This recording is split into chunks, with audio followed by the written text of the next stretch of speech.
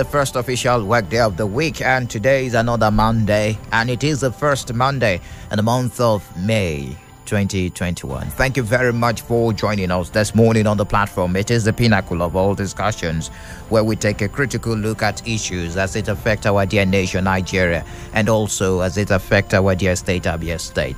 It is still part of the morning show. We call our morning show right here the Morning Spies. And of course, this is the discussion segment. My name is Michael Oni. It is double celebration for us at, of course, stakeholders of the fourth estate of the realm.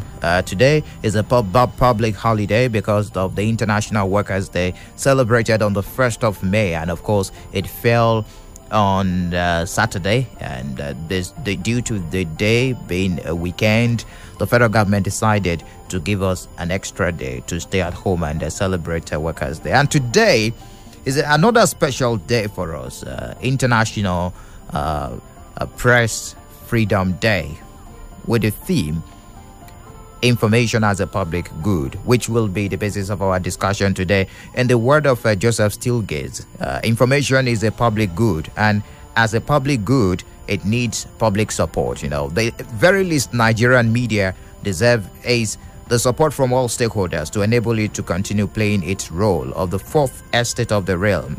And of course, the fourth arm of government that consistently checkmate other arms of government. And that the theme of this year, World Press Freedom Day, is information as a public good. And this year's theme, according to the Director General of UNESCO, underlines the indisputable importance of verified and reliable information. It calls attention to the essential role of free and professional journalists in producing and disseminating this information by tackling misinformation and other harmful content. So, looking at what we're celebrating today, the World Press Freedom Day, we at Flow 94.9 FM, we have a rich cast this morning. Well, due to the obvious challenges and the threats as well as the contemporary development, we are concerned with how the media can contribute towards ensuring national security. Very, very important. National security. Does the journalists have a role to play?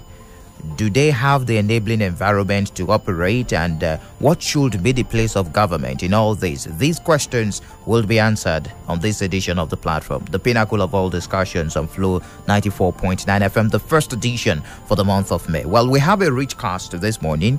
The National President of the Nigeria Union of Journalists, NUJ, Chris Isinguzo, will be joining us virtually, as well as Dr. Ken Adibe, Senior Lecturer, Mass Communication Department of Ebonyi State University.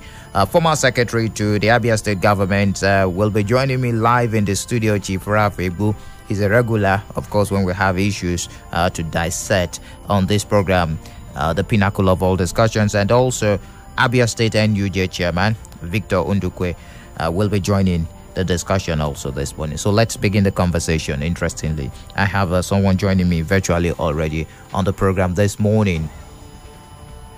The National President of the Nigerian Union of Journalists is joining me virtually. Comrade Chris Isinguzo. Glad to have you join us, Comrade. Good morning to you.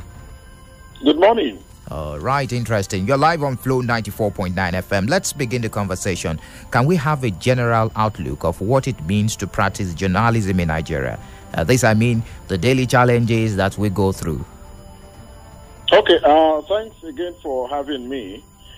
First of all, today is World Press Freedom Day, and it is the 30th anniversary of World Press Freedom Day, having been adopted in Namibia in 1991, and of course, it became a working document accepted by the United Nations General Assembly in 1993, and the World Press Freedom Day 6-1 to highlight issues that surround press freedom, and of course brings to the fore the responsibility of government in respecting its own obligation, which it willingly entered into in 1993, is also a time when we look at the challenges that face media freedom.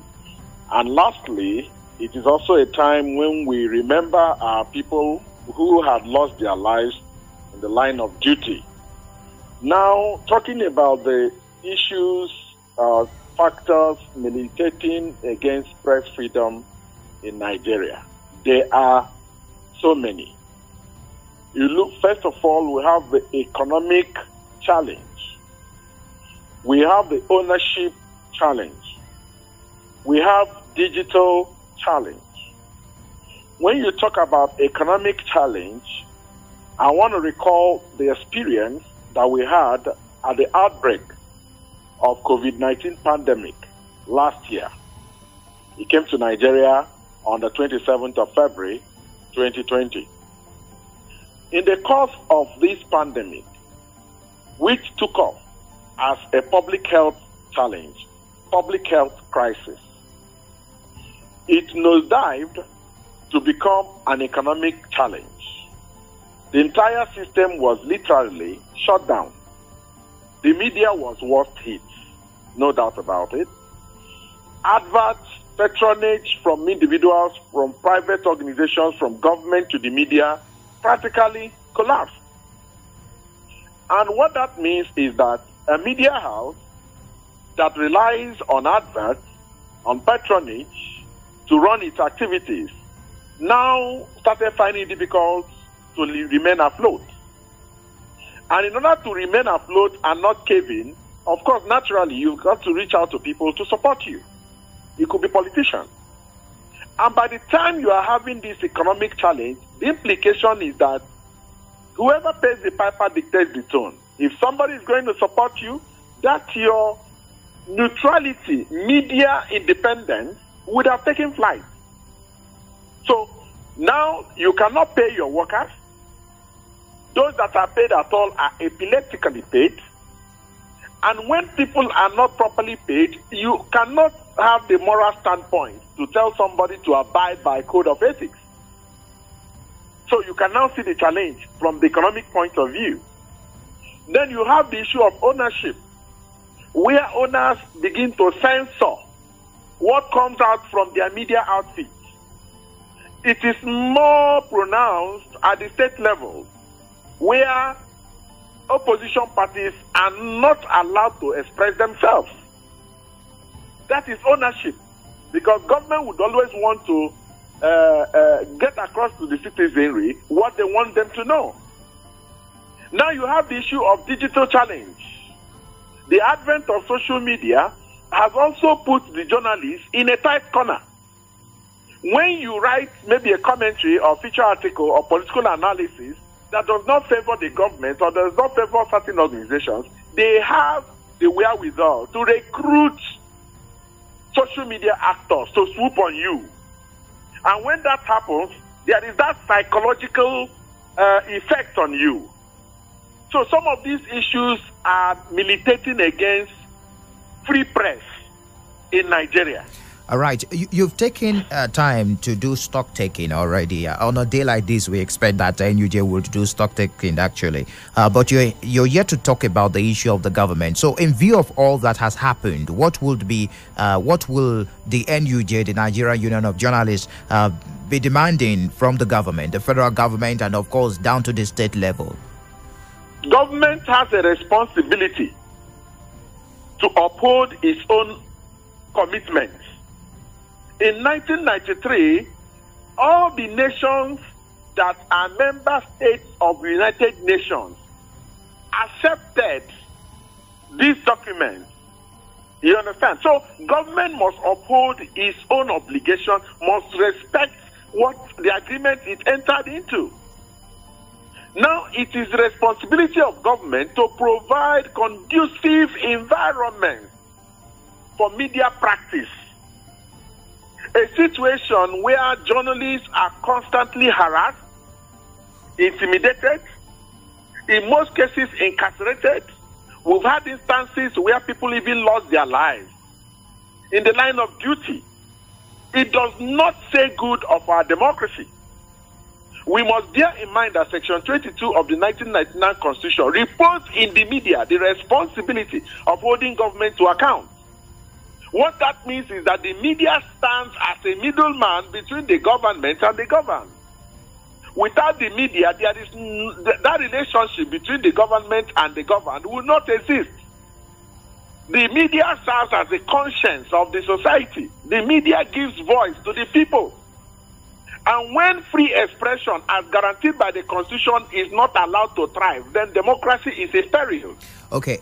Interestingly, you've talked about conducive environment not being allowed by the government. Now, I'm asking, what is expected from the journalist? Because severally, the government has complained that both at the state and the federal level, they have complained that the journalists, they are not fair in their reportage sometimes. They go as far as not having balanced reportage, and sometimes it puts the government in power in doubt, and people tend to believe the journalists. So what is expected from the journalists? Okay. Now, the theme of this year's World Press Freedom Day is information as a public good. Now, what this means is that the importance of verified, authentic information cannot be overemphasized. And it also brings to the fore the effort that journalists put in place, they put in ensuring that they give to the public accurate information. And when government continuously withholds information from the journalists, what you have inadvertently done is to promote fake news, is to promote disinformation, is to promote misinformation. So the journalists must have unfettered access to information from government at all times. Most times, government will say that they are not allowing them to balance, they are not allowing them to respond to issues. They go to the press without government contribution and what have you. But in most instances, you see that government is not even making themselves available to the journalists. And what now happens is that you allow the journalists to begin to speculate. And once speculation takes place, there's no way government will be protected. Government must allow itself to be assessed by the media. You understand? So the journalist is ever ready. There is no journalist that is worth his onion that will not at all times churn out, disseminate accurate, verified, authentic information, balanced information. But government must have to make itself available so that the journalist can effectively discharge his responsibilities. All right. Just before I let you go this morning, Comrade Chris, the Nigerian Union of Journalists started as a body in which you're heading. What is that union doing? What is the union doing to ensure standard and professionalism among her members? Well, we have always engaged in constant training and retraining of our members because it is very, very important. I'm going to draw an analogy now. If you are thirsty and you drink from a running water that is in the gutter, you go and fetch water from the gutter that is running. Or you drink from a pool of water that is stagnant. Chances are that you will die faster from the water you took from the stagnant pool of water. Therefore, the journalist that is not exposed to constant training and retraining is danger to the society. That's why we take the issue of training very, very seriously, so that our people would always be up to date with the realities, with the dynamics in the media industry. And when we do that, we are clearly professionalizing, ensuring that our people effectively compete with their contemporaries in other climes.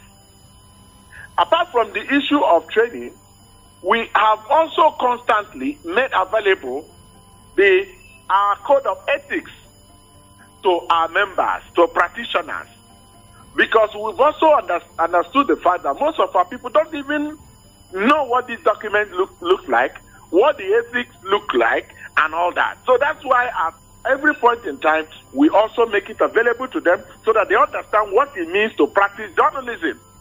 Journalism is not about mercantile interest or pecuniary interest. You do journalism for the good of the society. And that is what we are ensuring that we indoctrinate, allow me to use that word, into our people. You know, now the issue, some of the challenges we've raised, I must tell you that as a union, we have increased our level of engagement, interface with media owners, with government, with security operatives, because all in all, they contribute to ensuring that there is free press in the society. All right, Comrade Chris Isiguzo, I want to really appreciate your time this morning. Thank you very much for sharing your thoughts with us as far as today's celebration is concerned. We do appreciate you. The pleasure is all mine. Thank you very much. We do appreciate that. Comrade Chris Isiguzo, the national president of the Nigerian Union of Journalists, as we're celebrating the International World Press Freedom Day. And I have in the studio Chief Rafi, who he's been listening patiently and, of course, following the conversation with Comrade Chris. I would like you to help us find a middle ground between how it was practiced back in the day. You know, you've been in this business for a long time. How it was practiced back in the day and how it is practiced today. There is no doubt we have technology being incorporated into the business now. But how was it practiced and how is it practiced today? Can you find a middle ground, and are you impressed with what we have today? Well, first of all, I want to say that information remains centrality. It's a centrality, or remains central to good development.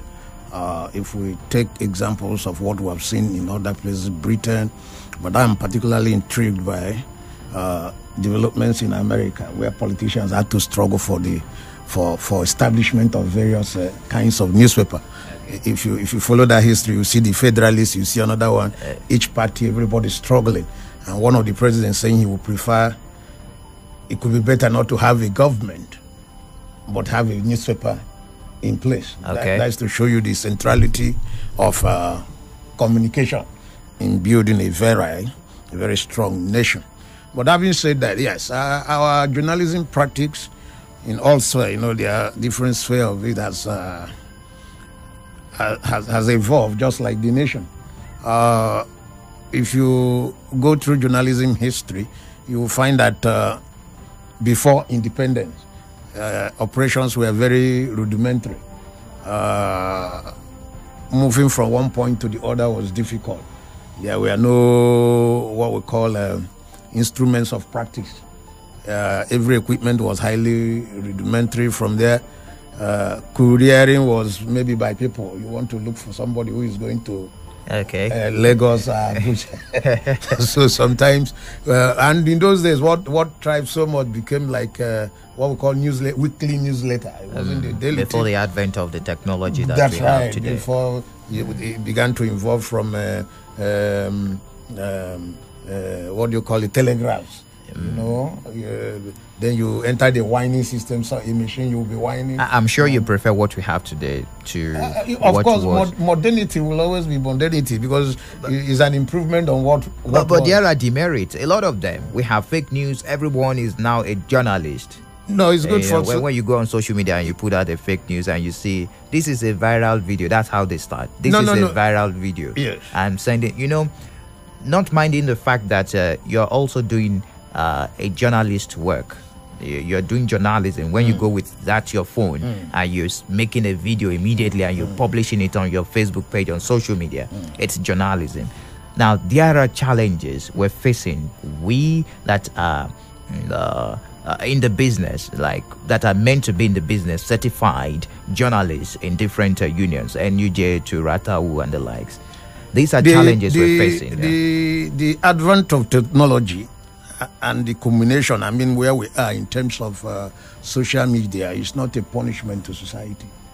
There is nothing, no matter how good an instrument, a process will be, it will always have these pro and cons. There will be advantages and disadvantages. I know you fear social media, but social media has come to help the society, and it has come to help the organized sector. You will remember, or if you remember, you do your research correctly, you will find out that at a point, yes, given the economic situation our national president spoke about, given the ownership structure, gagging of the press, reduction in press freedom was beginning to suffer. But with the social media, everybody is a journalist. They may not be correct. So what it does now is this. Yes, they go faster, but they are posing a challenge because people want reliability. It is reliability that makes information a tool for development. Now, those ones will go as a, what do I call it? I can call it a precursor, waiting for the formal sector like you and so on to come out with the real state of things. Now, because you know, you can be run out of business. Because you know that the man holding the camera is likely to have given us photos of the scene and done what you call unprofessional commentary. You are now challenged to be fast. But that one tends to go more viral than even the professional ones that we do. Yeah. You know, before you know it, we get to a scene of an incident, and you capture what happened. You return to the newsroom, you write your story, forward it to the editor. Editor edits before he or she pushes it for final clearance, and it is published maybe through the broadcast medium or the newspaper. Before going through all these processes, someone with a phone that is not a journalist on the scene must have published, and it must have gone viral. So your story might not necessarily be needed. No. The formal sector has the luxury of a wider scope, in-depth analysis. That is what you should use, including the speed. Nobody is challenging your ability to react to the modern times. Nobody says a reporter of this station cannot give us story now.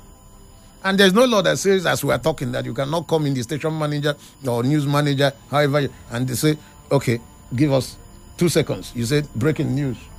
So it's challenging you to do all things in a much more better way. Now, I'm of the print media. Nothing says that as I'm going, perhaps leaving the studio, something happens that I can't pick my phone and call up the editor and say, please give me, because there will always be what we call a standby reporter. I said, this is what has just happened. I am coming up with the story. You have your phone, you have your, what other gadgets? You're a younger man. What do you call it? iPad or whatever? iPad. Nothing tells you if you're not lazy to sit down, stand by the roadside, and then competence. The new era is telling us be more competent, be more proactive. No matter what citizen journalism would do, the society will always be waiting for the organized formal system to let's lead. Now, but you must buy in. You must also, you see, lazy people cannot thrive in this era. Let's tilt our conversation towards freedom that we're celebrating today. Do we have it in Nigeria? Press freedom. Well, press freedom is important. We must agree that it has to evolve. I don't want to see much automatic. Society will grow out of his experience. But there are things choking us up, like the national presidency, the economic system. Wherever there is poverty, the citizens, whether working or not working, cannot be efficient. There is high level of poverty in the country. Of course, we have not gotten to a stage where media professionals like Channel will own the companies or industry itself. Because when a journalist owns a broadcast house, for instance, the attitude will be different. There are things I will understand as a professional. There are things you will do that I will naturally appreciate. It's not all. You see, information is more like is a business thing. I agree. That's when a journalist owns a media house. But today we have the largest percentage of those goes to business. Goes to business. Yes, people. And it's posing. They created their media houses to make profit, and no man wants to lose when you are running a business. So I don't know which one brings more money. That is what I'm saying. If I own a business as a journalist now, I can go to this and rest, because my own is to dictate, give you the broad guidelines, and then you go and fill the what do you call it, the spaces as a professional. Which one will say a credible institution? I can praise. I can go up my way to praise flow effort, professionalism. What is this? Listening to all shades of the opinion. Yeah. So which one would people? Well, because the bigger the listenership, the bigger the money, the bigger the readership, the bigger the advert attraction. But I want to make an appeal. The atmosphere, like it has always been elsewhere, where there is an evolution in process, is choky. I am advocating that government, both federal and state, should give the media what I call there's what we call capitalization. Okay. Once in a while, Nigerian media deserve capitalization. Well, there should be special funding. Will that not influence the outcome of what is expected from journalists? It has been done. It has been done. It's a government funding. We are all Nigerians. Are you independent? Because whether the press is private or whether it's public, they are all in the service. The key goal is that we're all in the service of the people and society. Okay. And it's a central role. So it's not an example that is novel. It's something that other nations have done. So okay, just a moment, Chief. I'm going to return to you. Of course, as we are going to talk about our role in national security, as we have different challenges as far as security is concerned today in Nigeria. But I have Dr. Ken joining me. He's a lecturer with Ebonyi State University. Doctor, can you hear me? Good morning to you.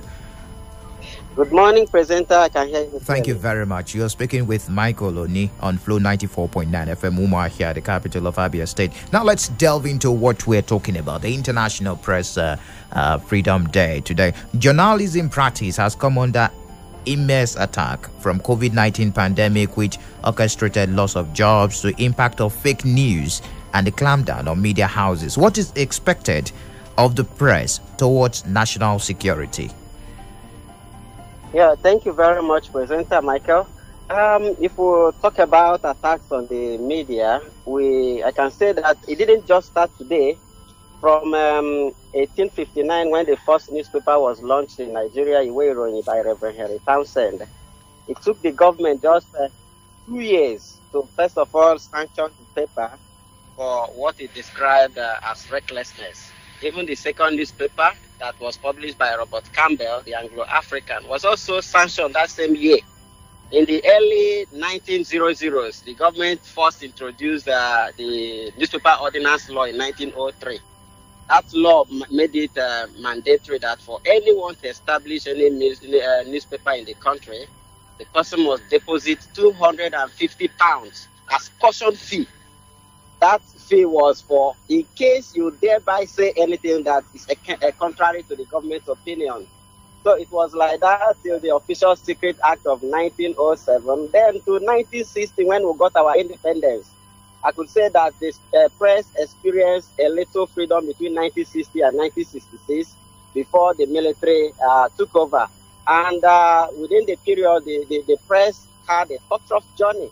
For instance, you could remember in 1970, the journalist Warren Amakri was molested severely in Rivers State, where he was beaten, made naked, and even shaved his head with a broken bottle. You remember too that in the 80s, we had the first letter bomb incident when Delegiwa was killed. Then when we returned to democracy in 1999, we experienced a bit of press freedom. But you could remember that during Obasanjo regime too, we had some hiccups with the freedom of the press. Notable in the mind, you could remember there were seizures, there were attacks. And this day newspaper of 2001 specifically was attacked by, was set ablaze over what we describe as the Miss World beauty pageant and all that. The Goodluck and the Yar'Adua and Goodluck administration also had some elements of press freedom. But we will not forget that journalists were also attacked during the time. You remember Chris Enenche, Enenche, who was shot dead in Kano in 2012 in his attempt to report Boko Haram activities. Then move on to the current administration. We have also faced a lot of challenges. Remember the Shiite protests of 2019 when another COB reporter, Precious Owolabi, was gunned down in the process. We remember Agba Jalingo, who was arrested in 2019 over his report about Cross River government. And he was immediately charged for felony or for treason. So the journey has not been very easy. Generally, you remember during the NSAS protest too, that the journalists were attacked. Generally, cameras were smashed. The AIT, the channel, the Arise News were shut down, were fined because of what transpired. So even till the present moment, the journalists in Nigeria has been endangered species. They've not had enough. Dr. Adibe, looking Yes. at these obvious challenges, can we operate without arousing the anger of the present-day government? Can we operate looking at the obvious challenges, the threats, as well as national security? Yes, we can operate. We can operate, but each segment of the society must also do what is needful to enable us operate the way we should operate. For instance, the press is commonly referred to as the fourth estate of the realm.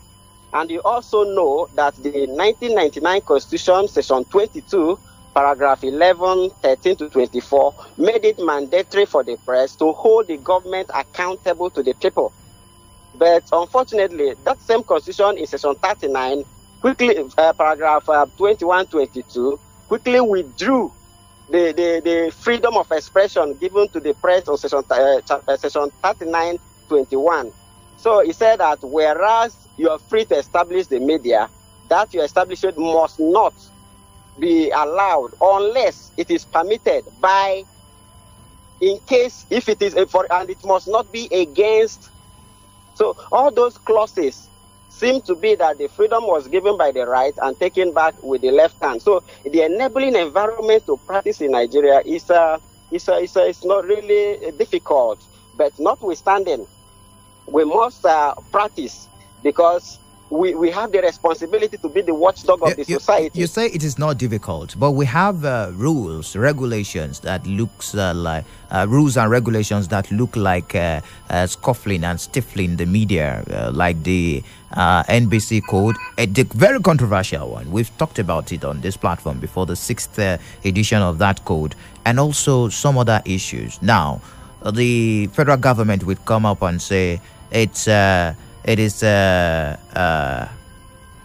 worrisome that some persons are reporting stories that threat to national security, when those stories have been found to be very true and correct. But sometimes you're expected to withdraw such story from the public due to national security. In such situations, what is expected of a journalist?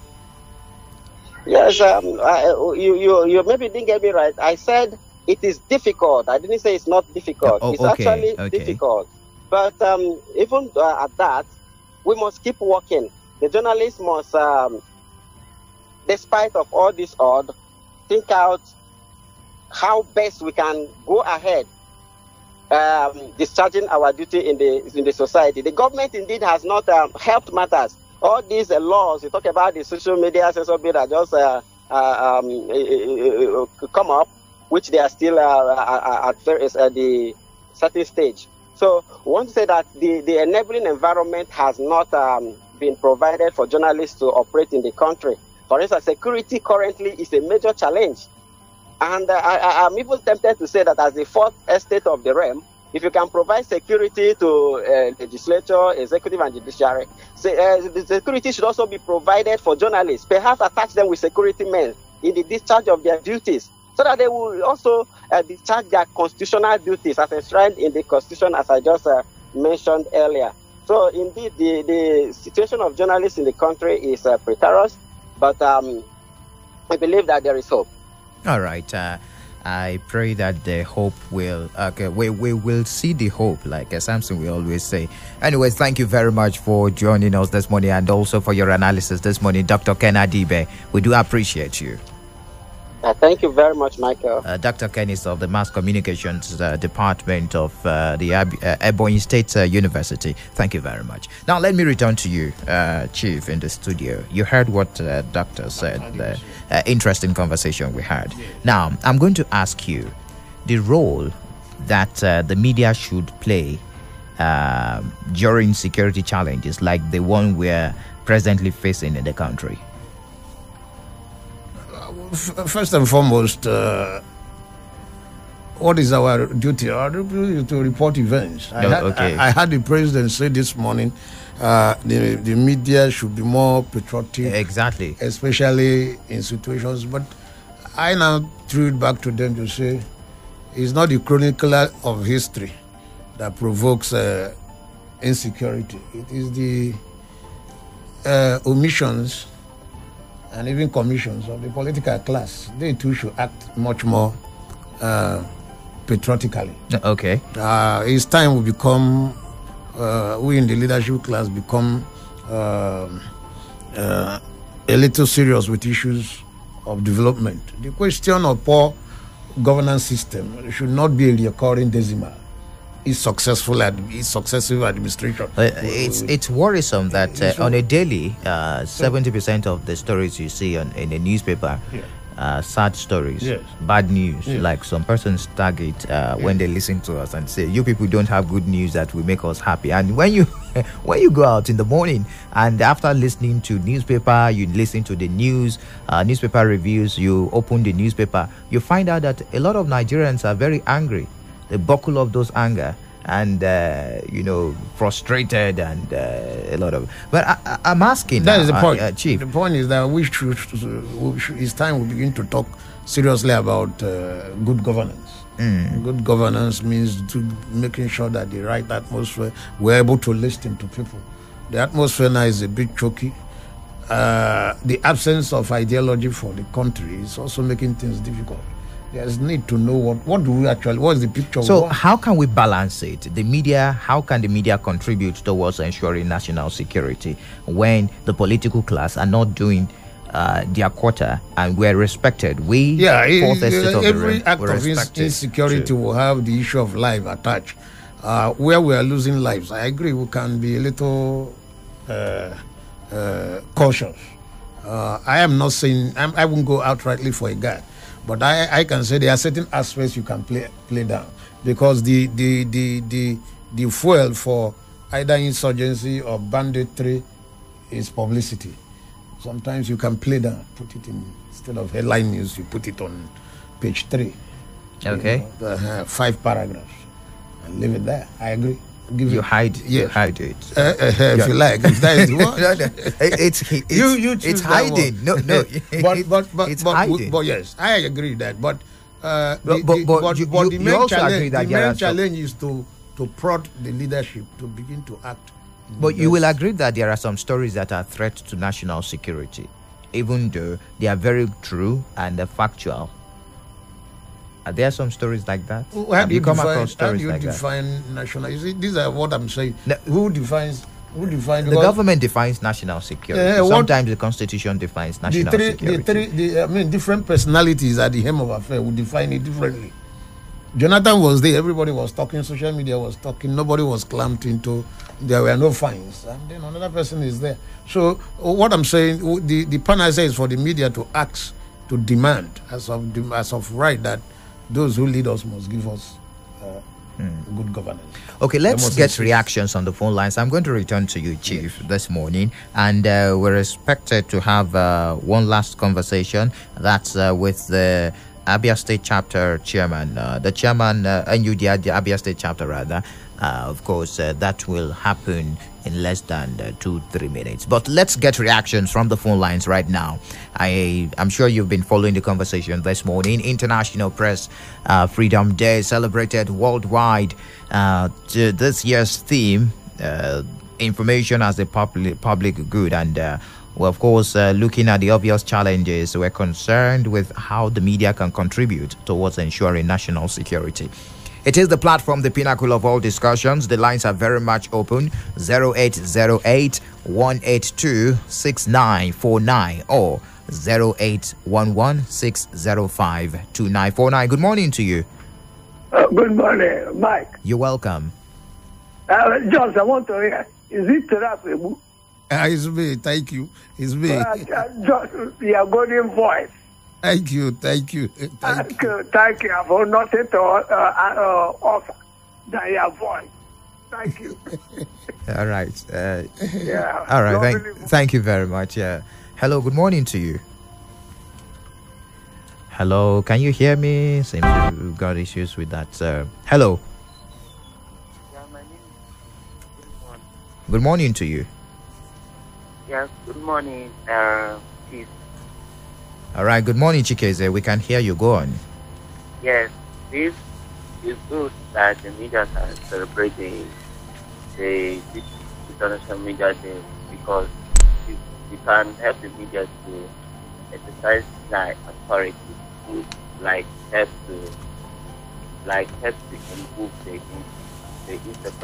insecurity that happens because the media can support the state government or support the state government to first find out some areas to improve the All right. All right, thank you for your contribution. Hello, good morning to you. Yeah, good morning, Michael. You're welcome. Good morning, Dr. Rafi. Oh, thank you. Thank you very much. Yeah, it's Alvan. I'm calling you from Delhi. All right, Alvan. Yeah, the role of the media cannot be overemphasized. We talk about government. It's better for me personally, and that is the way I see it. It's better I have the media, without other arms. So without the media, there is no way you will even know what is happening with the other arms of government, what they are doing. So it's high time they place them where they're supposed to be. You people bring us, close to government. You stand at the center while the government at the other side. We are at the other side. So I personally appreciate what you people do. But you at times put your life online, trying to cover events, bring life updates, bring breaking news, bring a whole lot of things. And that is what we are following. In fact, and that is why the media is a part of our educational system. So I want government to pay attention, give you people, create the enabling environment for you to do your work and do it effectively. Thank you very much, Michael. All right, thank you very much, Rudy. I appreciate you. Hello, good morning to you. Welcome. Hello, good morning, Michael. You're welcome. I'm George from Alabama. All right. Good morning, Mr. Rafi. Thank you, George. In my own opinion, in this case, the MDT code, for me, it does not necessarily mean that journalists are being suppressed. One, this MDT code is for journalists to report information in a professional way. If I want to tell you that, Mike, you are not a good man, and I know that if I say it, that it will cause a national issue, a national problem, I will say it in a constructive and a professional way that it will not cause a national problem. You understand what I'm saying? We're getting you. I want to use this opportunity and thank all the journalists for the information they are passing through us, and also bless them. God will forever bless them. Amen. Thank you very much, Rudy. I appreciate you. Hello, good morning to you. Keep your calls coming. Keep your comments coming in. 0808-182-6949 or 0811-605-2949. Good morning to you. Welcome to the platform. Good morning, Michael. You're welcome. Good morning. Yes. Good morning, Chief Afebu. I love you. Thank you. Yeah. Let me first congratulate the media on their World Day. Thank you. But when I look at the media in Nigeria, I know they have a lot of problems. But I think one of the major problems is the level of education, then enlightenment. Right, those of them, some of them that claim to be journalists and media people like that. Presently, many of them are quacks. And then I think the union should do whatever they can to shift the chaff from the main thing. Again, we discovered that maybe because of the level of hunger and things like that, some of these journalists or the media people, they don't do anything to help the masses. They are bought over by the same government, and then in some cases, you find that they don't even report what they should report to help the masses because they have been bought over. Find in some states, things will be happening. We expect the media, but you don't hear anything. People will say no payment of salary for months. Pensioners will be dying. It's for them to go and find out what is the real problem. They will just be praising government, trying to be praised singers because they received some brown envelopes. So that is, one of the problems of the media in Nigeria. So that they should up the anthem as far as professionalism is concerned, and then mount retreats for their members for special periods like the one we have now to know what to report and they are not to cause problems and things like that. All right. Yeah, so congratulations Thank again. You very much for your contribution. We do appreciate it. I'm going to ask Chief on that. The issue of gratification, sometimes, it's been looked at the wrong way by the members of the public. How do you address that? Because sometimes journalists, they too have family. They have people. You won't step out of your house in the morning and some of the issues the last caller raised, Jermaine, a lot of things contribute. One is that NUJ is trying to ensure that the profession is not an all colors profession. Then I believe that the in-house organizations should also do more. I know, for instance, in a newspaper like The Punch, if you're associated with any issue bordering on ethical compromise, you go. The same thing here. Yeah, FM. Go. I trust Samson. He's not going to allow the person cross the gate. You see, the organization should also come up and build up the ethical standard so that the station can have. So those are issues, yes. In a poor economy, you can see a few, but it's not like it's pervasive. Okay. After all, when we say the roads are not good, when we say people are wrongly employed, when we say people are not being paid, it's also because of information. So a lot more than 80% are doing their work. All right. The whatever remains can be handled by internal mechanism. Hello, good morning to you. Welcome. Good morning to you, Mr. Mike. Good morning to you. In the house there. Thank you. I'm with you. Don Casey guy for real. I'm calling from Iguana. All right, Don Casey. Yeah, thank you. I think through the media, one can be able to attest to the fact that so many people that have been deformed at the old are now being informed. Through the information we are now today, we can be able to know exactly what is going on in the government. Yes, media have been helping us a lot. But I will not hesitate to say this, that the way and the method and the manner is being handled in Nigeria, because of the way the politicians, the way they are making use of it, the way they are now making the people who are handling it to be biased, not to be coming out to say exactly what happened or what is going on nowadays in Nigeria. Many people now, that's why they have not created the room for intruders to come in. I mean, the ones who are not supposed to be handling it, people who are not supposed to manage it, they are now coming into it. In regard to say this, you can be able to tell with me that this issue of our federal government, so many things that have been passing through the media, so many things that have been passing through the media. It is not exactly what is happening, not exactly the way it happened. It will be the way they will now post it. You will not see that. That's why majority people are not taking advantage of the way they are handling it, the way they are managing it. I mean, the federal government, especially when we have a Minister for Information, and you now come out through the media and tell us that something has happened, and which is not true. And former, I don't want to mention them, but former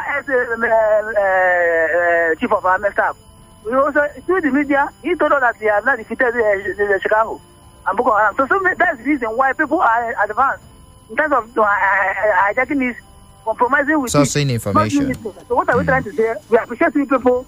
Let's just stop biasing with it. Let us say the truth as it happens. Rather, we will obey the MP, that's National Broadcasting Corporation. The way they have said, handle this way, yes. The radio station and all the rest, they will obey it. But let it not be bias of a 10. So people will know exactly what is going on and say it as the way it is. So people will believe that through media, you can advance more than in the wrong side of it. All right. Thank you very much for your take. We're going to continue this conversation later on this evening on the State of the Nation Journalist Rendezvous, but we need to step out of the studio already. Chief Rafi, I want to really appreciate you. You've been always very resourceful, and that joke that you cracked before the start of the show, I'm very happy that that was before we came on air. Yeah. I'm very happy that someone said you have a good voice, so I still have something to learn from you. The mic is a good man. It's a good, thank you. It makes us happy. I thank all of you. Thank you very much. We do appreciate you. And also many thanks to our guest today. You can catch the edition of this program on our Facebook page. It is still live.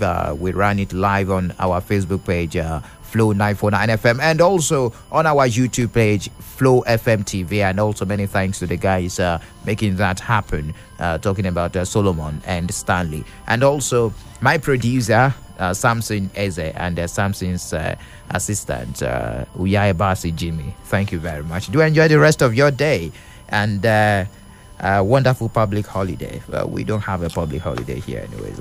My name is Michael Oni.